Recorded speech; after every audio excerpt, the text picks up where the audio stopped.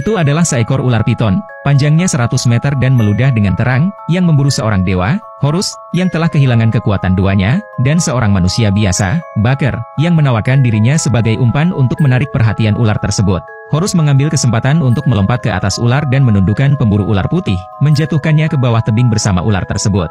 Dia juga mendarat di menit-menit terakhir, tetapi ular hitam besar lainnya datang ke arah mereka. Saat itu seorang wanita muncul entah dari mana. Perlahan-lahan ia mendatangi ular besar itu, menarik tombak dari mulutnya, menatap lurus ke arahnya dan hanya mengucapkan beberapa kata, dan ular itu langsung kehilangan kendali dan memanggang dirinya sendiri dengan semburan api langsung. Dia adalah Eros yang sama yang telah menjadi perantara bagi Horus di tempat pertama, dan yang telah menyaksikan kebrutalan brutal Set dalam keputusasaan yang mendalam. Inilah bagaimana dia menemukan Horus, berharap untuk membantunya mengalahkan Set, dan mereka bertiga berangkat ke padang pasir. Tetapi untuk mendekati api gurun, mereka harus menjawab teka-teki yang diberikan oleh Sphinx. Jadi mereka pergi ke istana kebijaksanaan dan menemukan dewa kebijaksanaan Mesir kuno, yang, setelah mengetahui beratnya masalah ini, mengabulkan permintaan Horus. Setelah perjalanan singkat, kelompok ini akhirnya tiba di padang pasir.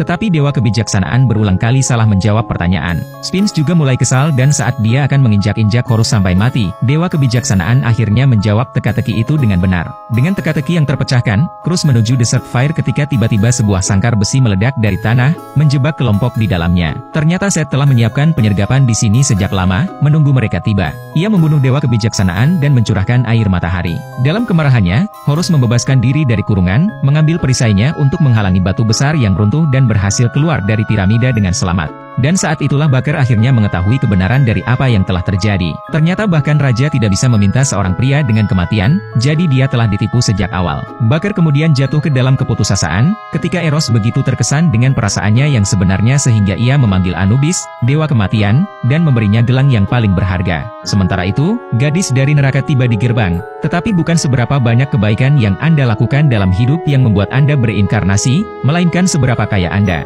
Seorang pria menawarkan sekotak harta karun untuk ditukar dengan kesempatan reinkarnasi yang sukses. Seorang pria tua hanya memiliki cincin yang rusak, yang langsung berubah menjadi abu. Tepat ketika dia mengira dia akan berubah menjadi abu, Beck muncul tepat pada waktunya untuk memberikan gelang itu kepada pacarnya, tetapi tiba-tiba pintu reinkarnasi mulai rusak.